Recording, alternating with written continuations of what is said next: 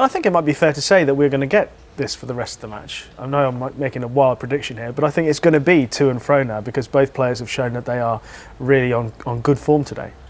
Well, there is an interesting point about a two-session match like a best of 17, the mentality that goes into it, because there is no finish to the match. It's 8 frames, so you're trying for different things. You're not trying to win the match here. You're just trying to sort of get your advantage, get your lead. Just play the frames as they come along, and then see what turns up in the evening. But what is astonishing is the cue power both these lads have got. Well, I mean, they can hit a ball, and if you can do that, there's no shot on the table. You can't play. Yeah, we heard John Parrott's reaction.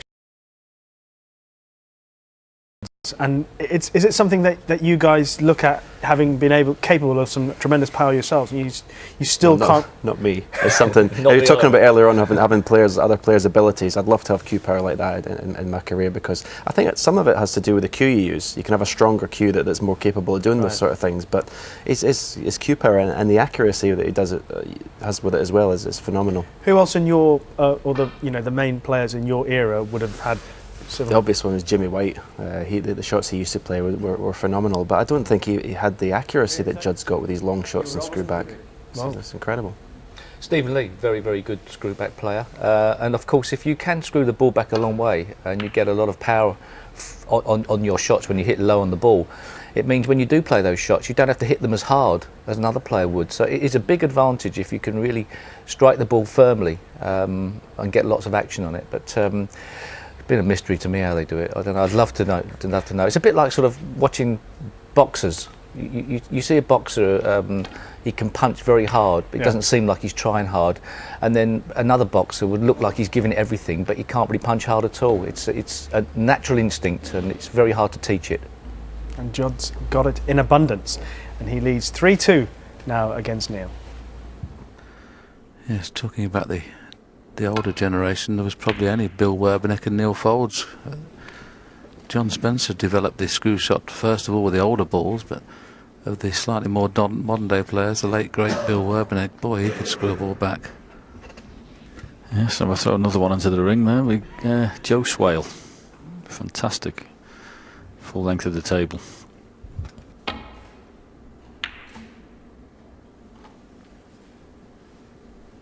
And of course we saw an exhibition shot from Judd Trump in the last game where we were talking about the cue power.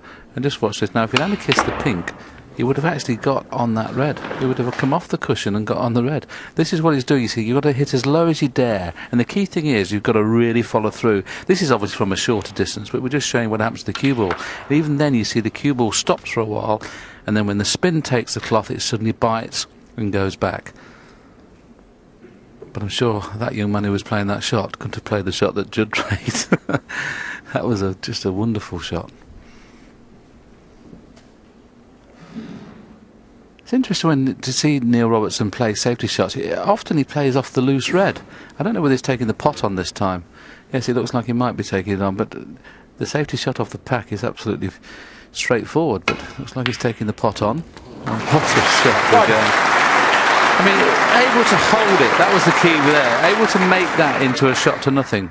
I mean, he's played virtually a three-quarter ball pot there and just got a dead white, which was wonderful.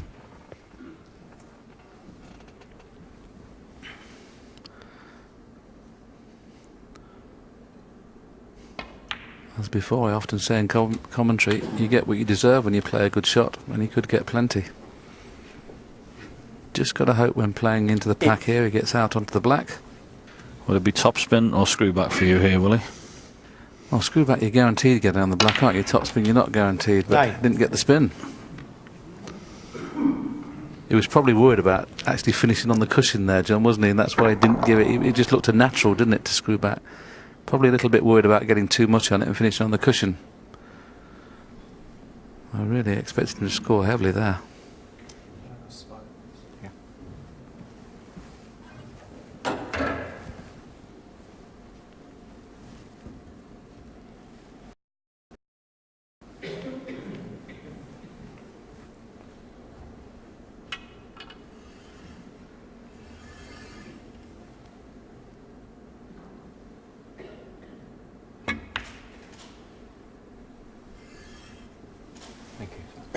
Neil Robertson, 9. You'll be a little disappointed there, Neil, after that initial red that was a cracker to only get 9.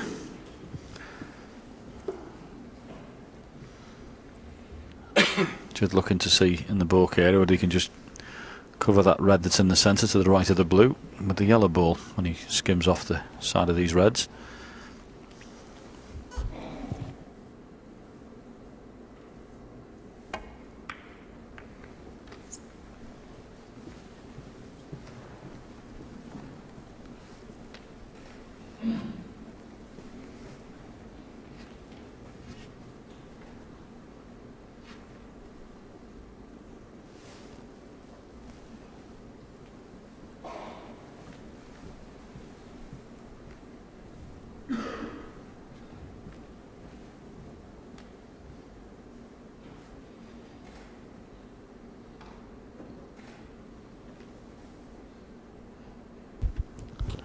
Got to make sure if he plays off these reds down the table, he doesn't cannon a ball colour here.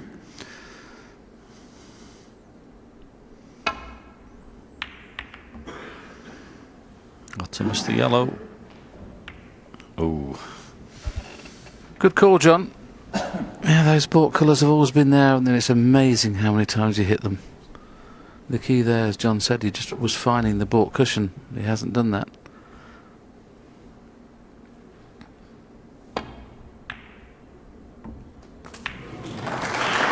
Didn't particularly want the kiss on the pink there. Would have preferred to be on blue or baulk colour. Just potted it slightly thin there. Just slightly thin. mind you, won't be a problem, will he? Probably pot the pink and screw back and split the reds up. Not this time, John. The fact that the yellow's off its spot makes this blue very, very simple as far as the path of the white's concerned, but to get onto a red, it looks like nothing pots in the right-hand pocket. He may have to play with a little bit of side and go into the reds. It's off 2 cushions. He might be playing the pot in the baulk pocket. You never know with this young man. He just loves knocking non-ones in. I think he's on one. He deserved to be on one, to be fair, because the blue was a lot easier in the middle. Never touch the sides.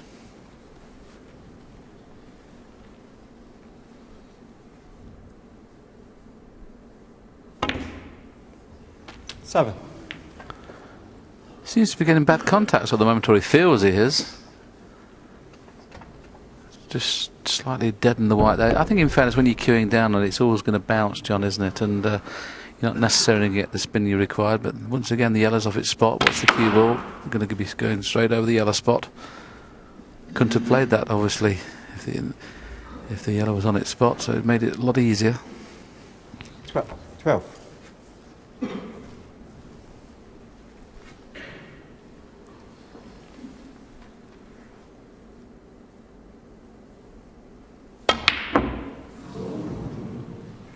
Judd, trump, 12.